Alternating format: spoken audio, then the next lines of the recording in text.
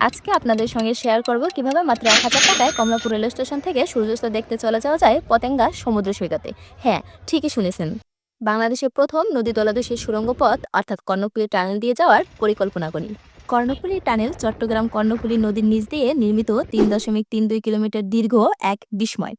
এটা দক্ষিণ এশিয়ার প্রথম নদী তলদেশ নির্মিত দীর্ঘতম সড়ক সুড়ঙ্গপথ। সুড়ঙ্গটি নদীর ঠিক ১৫০ ফুট গভীরে নির্মিত। পতেঙ্গা চট্টগ্রামের সমুদ্র মোহনায় অবস্থিত এক অপার সৌন্দর্যের স্থান। শহর থেকে মাত্র ১৪ কিলোমিটার দূরে। বিকেল হতেই হাজারো পর্যটকের ভিড়, হাওয়ার শব্দ আর ঢেউয়ের কোলাহল মিলেমিশে এক জাদুকরী পরিবেশ। আর ঠিক তখনই ঘটে যেটা দেখার জন্য আমাদের এই যাত্রা, সূর্যাস্ত।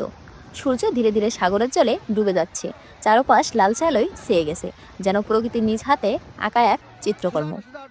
এই দৃশ্যের জন্যই এত আয়োজন, এত অপেক্ষা। হ্যাঁ, যদি পরিকল্পনা ঠিক থাকে তাহলে স্বল্প বাজেটও হয়ে যেতে পারে স্মরণীয় একদিন। আপনারাও সময় পেলেই বেরিয়ে পড়ুন, প্রকৃতির এই সৌন্দর্য একবার হলেও চোখে দেখুন।